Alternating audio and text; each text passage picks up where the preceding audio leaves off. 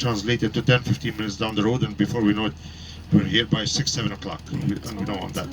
Niagara Falls State. Our itineraries we speak for today, our first stop is going to be the Maple Leaf place, where you folks are going to sample some maple syrup. We're going to stay there about 40 minutes. From there on, we'll be going to Niagara Falls, which is 5 minutes away.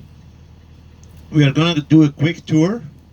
It's about 15-minute tour with the bus. And then from the time I open the door and let you out, you have 3 hours.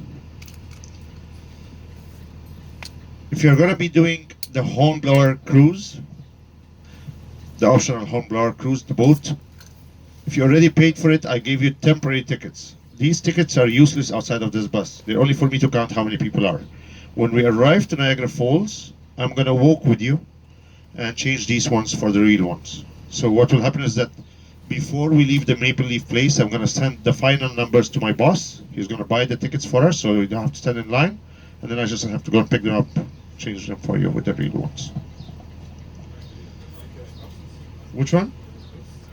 You could buy the tickets, they're optional. Michael? Yeah, here's Sarab. This is your. Hi, Sarab. Thanks for have a great day. Does he have a boat? No, never. Okay, have a seat. There are 2 different seats.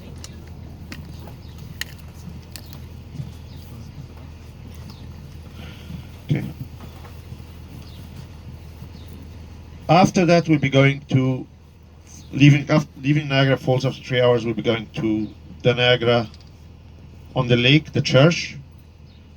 This will be the last stop before we head back to Toronto. Now, between Niagara Falls and the church at Niagara on the Lake, the small church at Niagara on the Lake, there are some photo stops. This is where I tell you what it's about. You could go down, get your pictures, come back to the bus kind of thing. Now, sometimes, due to people flying in the optional helicopter or something, or due to traffic, we might have to switch the photo stops, so we do 1 or 2 photo stops before we even arrive to Niagara Falls. But bottom line is that I'm not cutting down any numbers for any hours for you, or any of the stops. So whatever is on the itinerary you'll do today. Now it's an interactive bus, so if you have any questions at any time, fire them up. If I ask you a question, feel free to answer. Don't worry if you give me the wrong answer, I'm not going to take you off this bus. Now, if you're sitting at the back, you could forward any questions to me, relay them to me, and I'll answer them to you. If it's too hot, too cold, at the back or in the front, just let me know. I'll adjust the temperature from here. Also, if you can't hear me very well, just let me know. There's a mirror over here, by the way. You could communicate through the mirror somehow. Okay. Is it too hot, too cold? At the back? No? All good? Can you hear me well? Perfect. All good.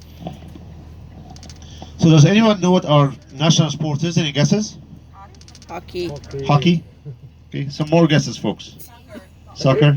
Baseball. Baseball? Any more? Basketball? Okay. If you were thinking hockey or ice hockey, are partially correct. It's our winter national sport. Our national sport is called lacrosse. Lacrosse was a game that was played by... I'm sorry, I didn't hear you earlier when you said it.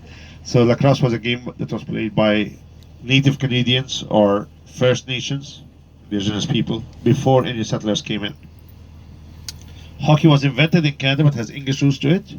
Also, the basketball or the NBA was a Canadian gentleman who started it. Now, who went down to the States and started it. Now, all 3 sports are played in the Scotia Arena in front of us. It takes 8 hours to change the venue from one sport to the other. For hockey, we have the Toronto Maple Leafs. For basketball, the Raptors. For lacrosse, the Toronto Rocks. The last time we won the Stanley Cup for hockey was in 1967. It's like the men soccer team.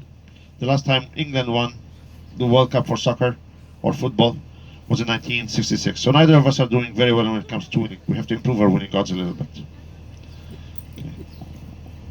The word Toronto comes from our Native Canadians, has 2 meanings to it. Shadow of Waters, meeting place, used to be called Toronto up until our first Lieutenant Governor, by the name of Jean Grave Simcoe, decided to change his name from Toronto to York, following the Duke of York. We were smaller than New York, we still are. We had dirt roads on our roads.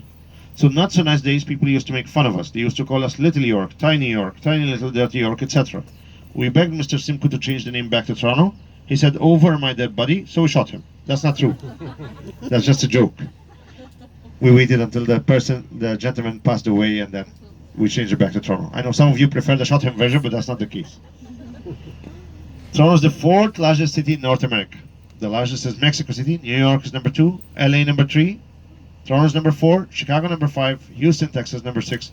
Phoenix, Arizona number 7. For a city as large as Toronto, the United Nations believes we are one of the most diverse or multicultural cities around the world for a city of our size. They say that 56% of the people living in Toronto were not born in Toronto. In fact, they were not even born in Canada, they were born outside. Myself included. I was born on the island of Malta. Malta is the smallest member of the European Union. It's a small island near Italy or Sicily. We were a British colony, so we still drive on the wrong side of the road. Yeah, the gentleman was saying I have the flag here, so we still drive on the wrong side of the road. I mean, technically right. I've been here 28 years. I started my life in Vancouver, stayed for 4 years, ran out of rubber shoes because it rained so much in Vancouver, drove my car to Calgary, stayed for 6 months, and then drove my car to Toronto. Now, a question I usually get asked is why would I leave a beautiful island like Malta, especially in winter, and stay here? If you ask me this question just before winter starts, my answer is I'm packing and leaving. But I have a lot of baggage. By the time I'm done packing, it's almost spring, and then I say, okay, one more season. It has been going on forever. Every year in January or February, I go away for 1 or 2 weeks, 2 to 3 weeks actually. Except for this year because I had some German Shepherd puppies that I was taking care of and I couldn't go. But other than that, I usually go there for 2 3 weeks.